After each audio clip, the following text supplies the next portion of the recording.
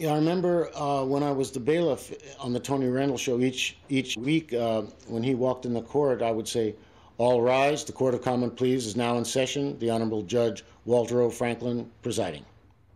And then he would say, "Be seated." So that was that. This is Steve Hershon, the TV actor. Recognize those fingers? They're from Steve's hand. See around Tinseltown, Steve is Mr. Hands, the hands of Hollywood.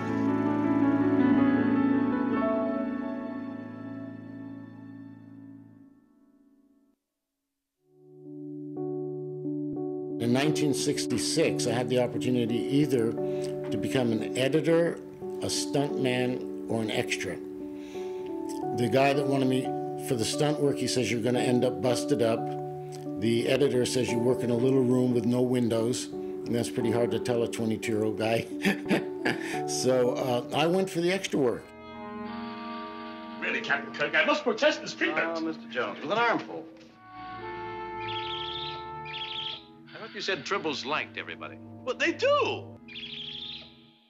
In 1973, when they were making this pilot for Happy Days, they needed a guy. Henry Winkler, kind of a small guy like I am. I was a real fan like I am. The director picked me to do a long shot coming up the street on the Harley. So here's the Harley, all beefed up Harley, and I had to ask him how to start it. I started to be a three-camera stand-in at shows like Mary Tyler Moore, Phyllis, Doc, Rhoda, the Tony Randall Show. Then I got a call from Central Casting. They asked me 10 questions about my hands, and I answered them every one the way they wanted it. And it was to be Bill Bixby just before he turns into the Hulk, usually brutalized, handcuffed, or kicked. It wasn't a very pleasant job, but I did it, and that started a whole new career for me. See, the star Gerald McRaney as Rick Simon grabs the cards in the wide big picture. The tight shot is Steve holding the cards, and then back to the star. While that show is still a week from air, Steve's already working on future roles. What? You don't recognize him? Maybe you haven't watched his shows. Cannon, Barnaby Jones, Macmillan and Wife, Werewolf, Magnum, Knight Rider, Simon and Simon, Murder, She Wrote, Dalton's. On Knight Rider, pushing all those little buttons. Michael, I'm on my way. Different gimmicks coming out of the dashboard. And Simon and Simon picking locks. I mean, I got very good with those tools. One guy in the dailies viewing said, "Oh, I don't want that guy around my house." Everyone liked me. It was fantastic. It was just fantastic. It was a 9-to-5 job. You make good pension hours, good pay. You had to have very steady hands. You had to be able to bring a piece exactly to, within a 1/16 of an inch to where they wanted it. And that was right up my alley because I'm kind of a perfectionist. When you're doing inserts, you have to be very careful with your hands. You can't get cut. You can't get a bite. I wore gloves around the house, to keep my hands perfect. Craig Worth from the CBS News came to the set to interview the two guys who were doing the hand inserts for the stars of Simon and Simon. Well, after that spot on CBS, actually people were stopping me on the street. It was pretty amazing.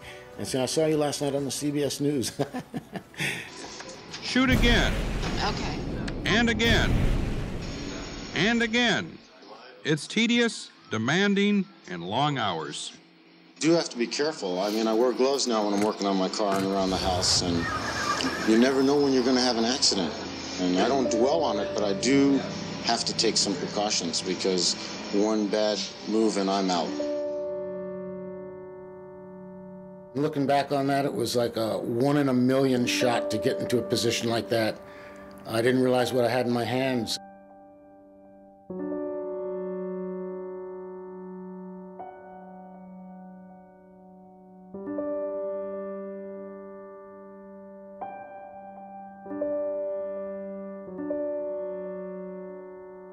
I was at a party with some people, and it kind of got wild, and I was on some drugs that were going to keep me up all night.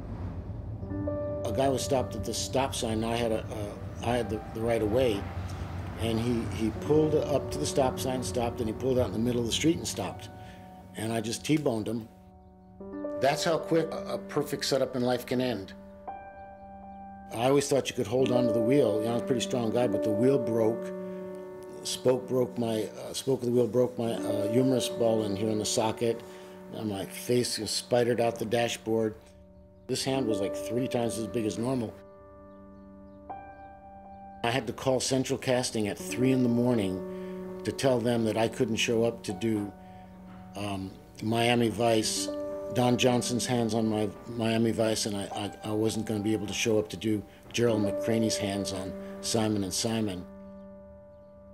I had a lot of nerve damage in my elbows, and in inserts, I mean, you have to be steady as a rock.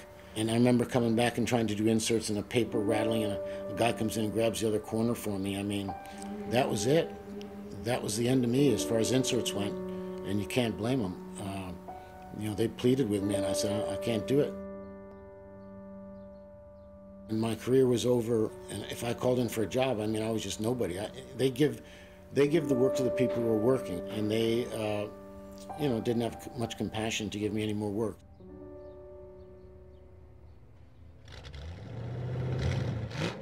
It was the most incredible thing to be kind of like a kingpin on that level, and so many people wanting to use you. It was like a snowball rolling down the hill and just getting bigger and bigger and bigger. Eventually it hit the wall.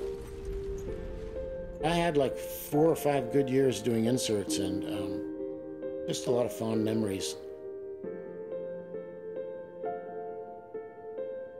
I'm grateful. I believe in the afterlife, and I'm looking forward to that too.